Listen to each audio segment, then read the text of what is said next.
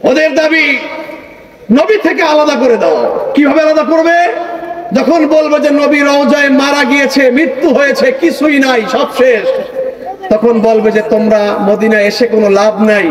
অবাক হয়ে যাবেন, ওদের হাজীদের হজ গাইডের শেষে লিখে দিয়েছেন, ইয়া আইয়ুহাল হুজ্জাজ বাদাল হজ্জে আমশুনা ইলা বিলাদুকুম লা তামশুনা ইলা মাদিনা ওয়া ইন তাকসুদুনা ইলা মাদিনা লা তাজুরু জিয়ারাতা কবরান নবী ফাইন্নান নবী কদ মাতা। ধরে বলেন নাউজুবিল্লাহ।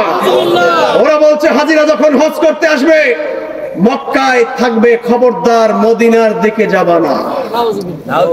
আপনারা একটু এতক্ষণ পর একটু কথা বলবেন না? কি সুবহানাল্লাহ বলবেন না নাউজুবিল্লাহ বলবেন?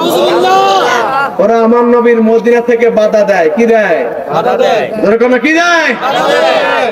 যদি কয় মদিনা আসতে চাও মক্কায় যাও, মক্কায় যাও, মক্কায় দোয়া করার জায়গা, মদিনায় কিছু নাই, মদিনার নবী মরে পৌঁছে শেষ হয়ে গিয়েছে। আর একটু জোরে বলেন হইতে পারে এই নাউজুবিল্লাহর আওয়াজটুকু ছোট্ট হতে পারে, কিন্তু আরো সে কবুল হয়ে যেতে পারে। এই ছোট্ট কথাটা হয়তো হাসরের ময়দানে কোনো আমল থাকবে না, আল্লাহ বলবেন জাহান্নামে চলে যাও। সেদিন আমরা পিছনের দিকে আল্লাহর দিকে ফিরবো, আবার সামনে তাকাবো। হয়তো পারে এই ছোট্ট রাসূল পাকের ব্যাপারে একটি আকীদা ভালোবাসার কারণে আমার রাসূল আমাদেরকে সুপারিশ করে আল্লাহর জান্নাতের মেহমান করতে পারে। আরো জোরে কোন, আরো জোরে বলেন। তাই জানতে চাই, হজ করতে গেলে, উমরা করতে গেলে মক্কায় যাবেন না মদিনায়ও যাবেন? মদিনায় যাব। সবাই কোন না, কি কোন? মদিনায়। কি আমরা রাসূলকে ভালোবাসি না? ওদের দাবি দোয়া করতে গেলে মক্কায় যাও, আমাদের দাবি মক্কায় গেলে গুনাহ মাফ হয়। তবে আমাদের কথা হলো মক্কায় গেলে দোয়া কবুল দোয়া হয়, আর মদিনায় গেলে দোয়া কবুল হয়। সুবহানাল্লাহ। আরো জোরে বলেন না সুবহানাল্লাহ। বলুন মক্কায় কি হয়? ইবাদত হয়, হজ হয়, আর মদিনায় গেলে কি হয়? দোয়া কবুল হয়। জোরে বলেন না, কি হয়? দোয়া কবুল হয়। দোয়া কবুল করতে কে কে চাই? কে কে চাই? নারায়ে তাকবীর।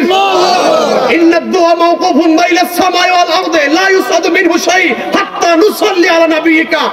ইবনে ওমর হযমর বলেন, উম্মতের যত আমল করে সব আসমান জমিনের মাঝখানে ঝুলন্ত থাকে, যতক্ষণ না নবীর উপরে দরুদ না পড়া হয় ততক্ষণ কোন আমল আল্লাহর দরবারে কবুল হয় না। তাহলে নবীর উপরে দরুদ না পড়লে যদি আমল কবুল না হয়, মদিনায় যাই কিন্তু নবীর কাছে না গেলে কি আমল কবুল হবে? না। যেরকম দরুদ পড়ি কার জন্য? নবীর জন্য। তাই সম্মানিত সুধী, ভালো করে বুঝবেন, ভালো করে বুঝবেন।